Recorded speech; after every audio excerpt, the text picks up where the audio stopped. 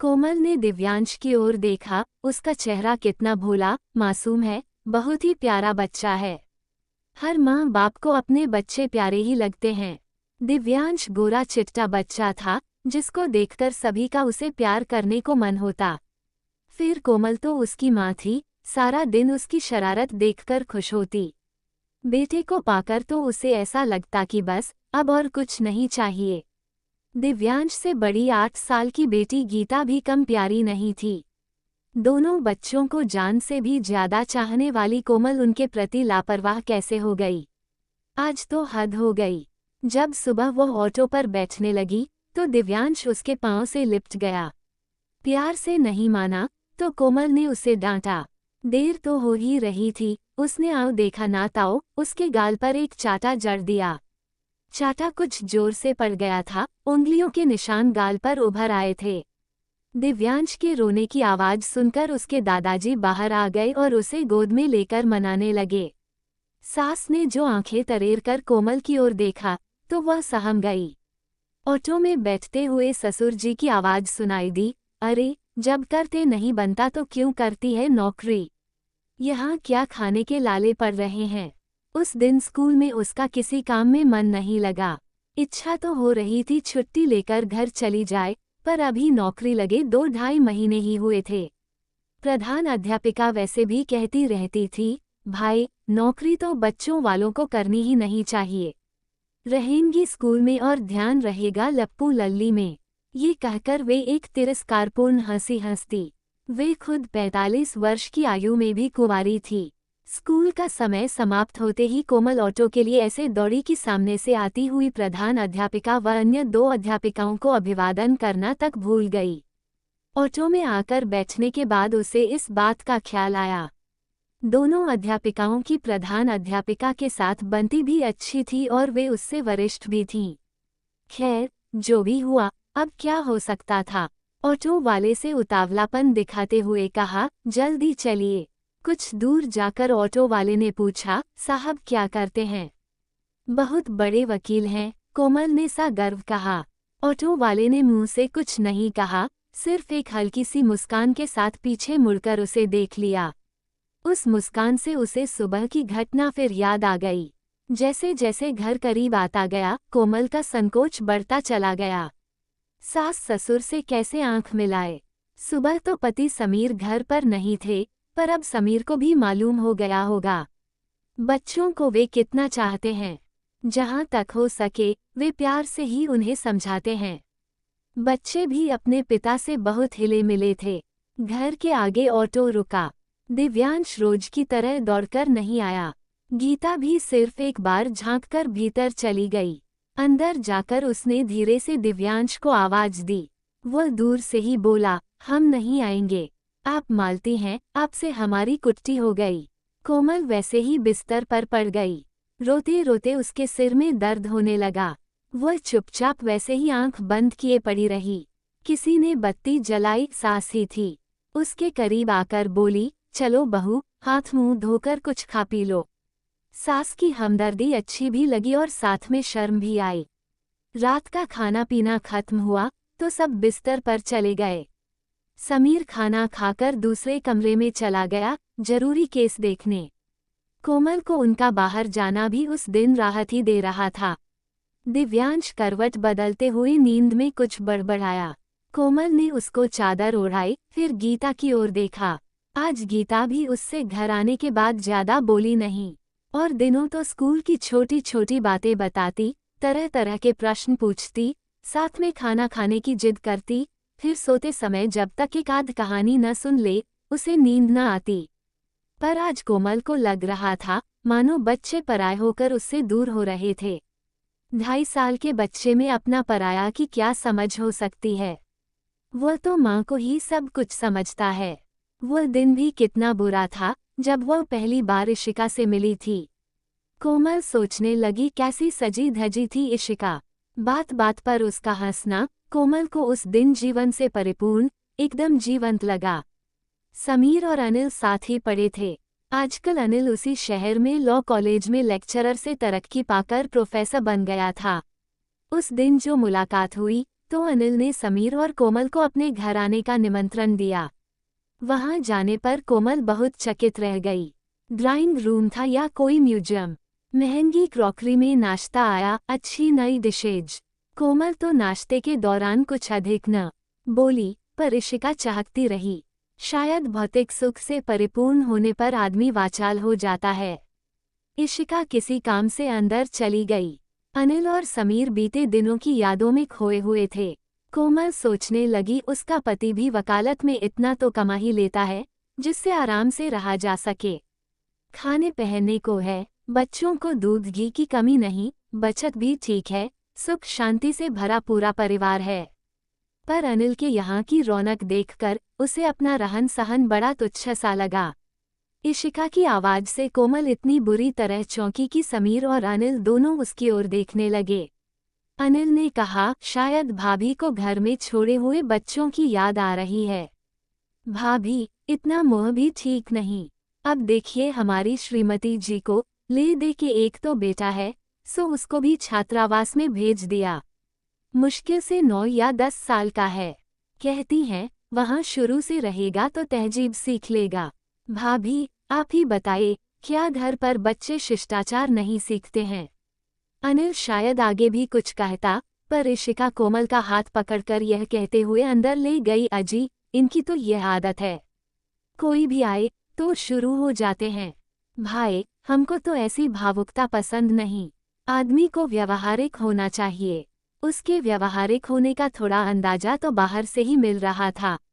जब अंदर जाकर देखा तो एलईडी टेलीविजन, कंप्यूटर, चमचमाता महंगा फर्नीचर, ओह क्या क्या गिनाए। कोमल की हैरानी को इशिका शायद भांप गई थी। बड़े गर्व से, या गर्व के बजाय घमंड कहना ही उचित होगा, बोली, ये सब मेरी मेहनत का फल है। यदि दिव्यांश को छात्रावास में ना रखती तो इतने आराम से नौकरी थोड़े ही की जा सकती थी। उसको देखने के लिए आया रखो, फिर उन नौकरों की निगरानी करो, अच्छा सिरदर्द ही समझो। अब मुझे कोई फिक्र नहीं, हर महीने 90,000 कमा लेती हूँ। काम भी अच्छा ही है, एक मल्टीनेशनल कंपनी में कंसल्टेंट के तौर पर काम करती हूँ।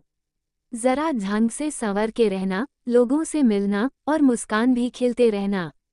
संवर के रहना किस औरत को अच्छा नहीं लगेगा? अरे, मैं ही बोले जा रही हूँ। अच्छा आइए, मैं आपको पूरा घर दिखाऊं। शयन कक्ष तो बिल्कुल फिल्मी था, बढ़िया सुंदर डबल बेड और उस पर बिछी चादर इतनी सुंदर कि हाय। कोमल कल्पना में अपने उस पर समीर के साथ लेटने लगी। सिर को झटक कर उस विचार को तुरंत निकाल देने की कोशिश की।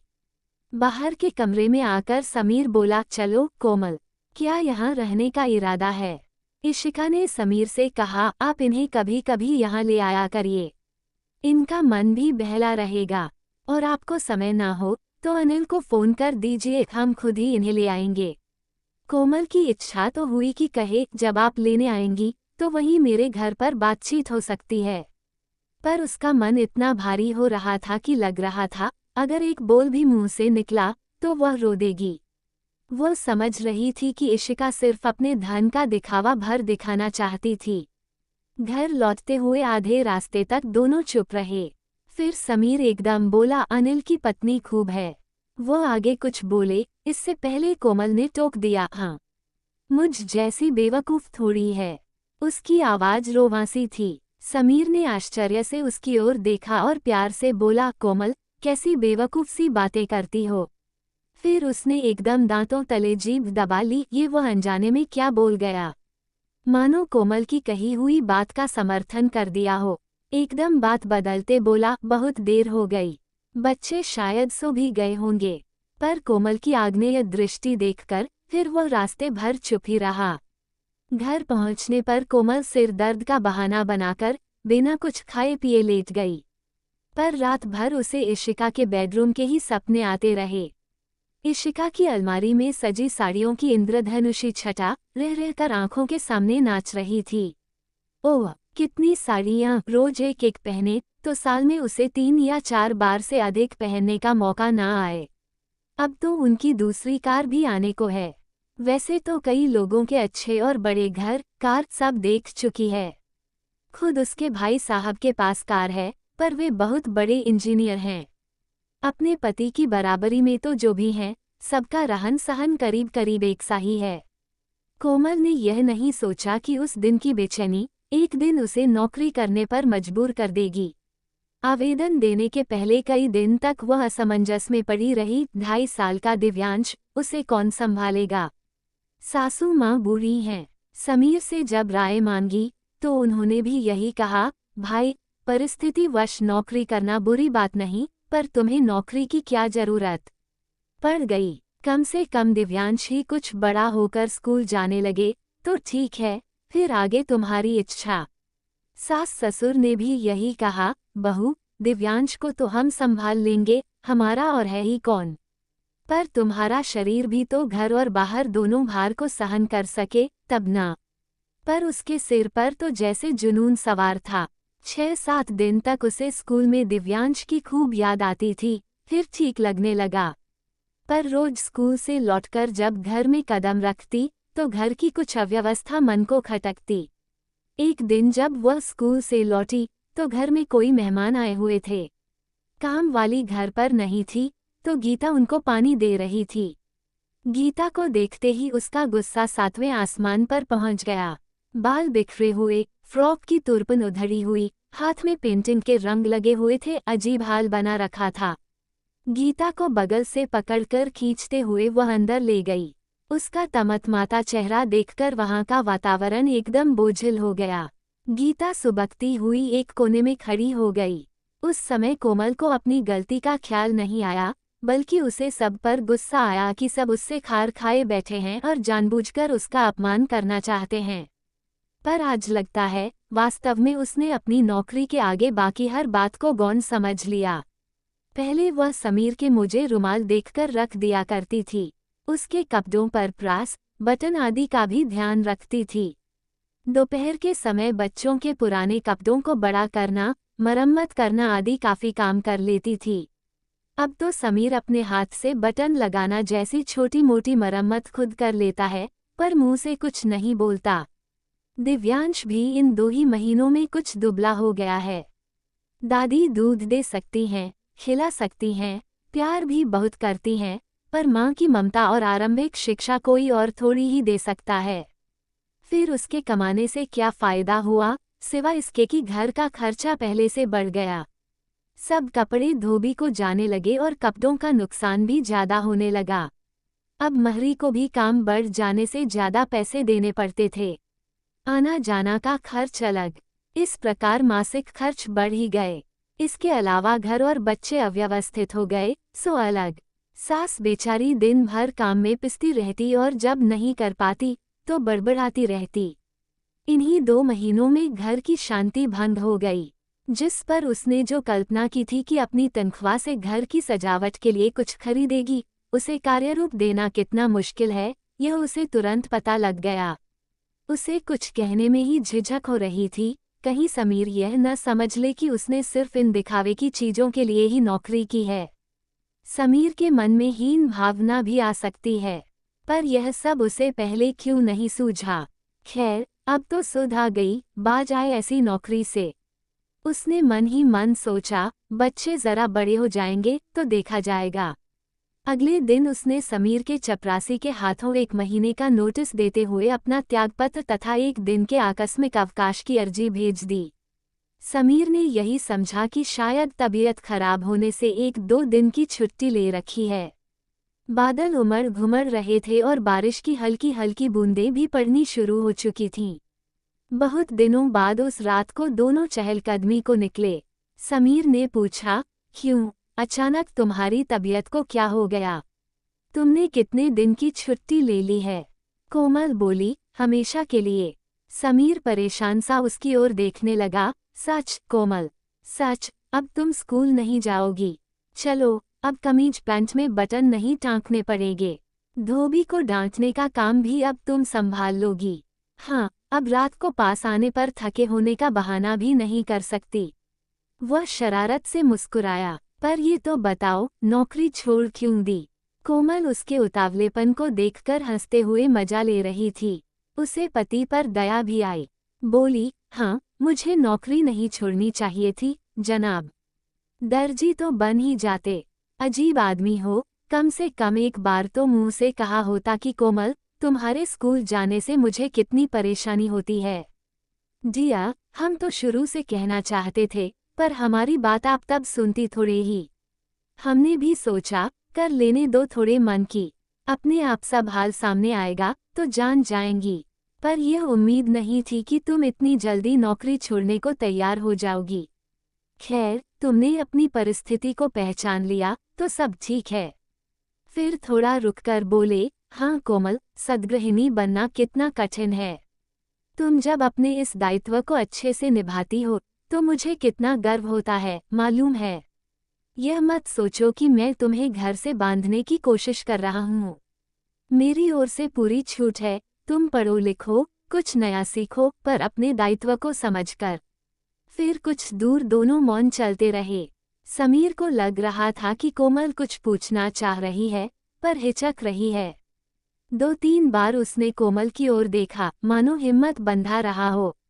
आखिर कोमल ने पूछ ही लिया, इशिका को देखकर आपको यह नहीं लगता कि वो कितनी लायक औरत है? उसने अपना घर कैसे सजा लिया है? तब आपको मुझमें कमी नहीं लगती? समीर इतना खुलकर हंसे कि राह के इक्का दुक्का लोग भी मुड़कर उनकी ओर देखने लगे। कोमल समझ न पाई कि हंसने का ये कैसा और कौन सा मौका है। जब उनकी हंसी रुकी तो बोले, तुमको क्या लगता है कि अनिल बहुत खुश है? वो क्या कह रहा था मालूम है यार, जेवा का स्वाद ही चला गया। मनपसंद चीजें खाए अरसा हो गया। श्रीमती जी दफ्तर से आकर पराठे सेक देती हैं बस। इतवार के दिन वे छुट्टी के मूड में रहती हैं, देर से उठना, आराम से नहाना धोना, फिर होटल में खाना, पिक्चर। बस यार, तू बड़ा सुखी है। यहाँ तो हर महीने माँ बाप को रुपए भेजने पर टोक देती है। आखिर माँ बाप के प्रति कुछ फर्ज भी तो है कि नहीं? और सुनोगी, उस दिन हमारे बच्चों को देखकर बोला, यार तुम्हारे बच्चे कितने सलीके से रहते हैं। इच्छा तो होती है कि इशिका को बताऊं कि देखो, इन बच्चों को शिष्टाचार की कोई सीख कॉन्वेंट या पब्लिक स्कूल से नहीं, बल्कि माँ के सिखाने से मिली है। मैंने ये सुनकर कैसा अनुभव किया होगा, तुम अनुमान लगा सकती हो। यही तुम्हारी जीत थी, और तुम्हारी जीत यानी मेरी जीत। इशिका की आधी तनख्वाह तो अपनी साड़ियों, मेकअप, होटल और सैर सपाटे में खर्च हो जाती है।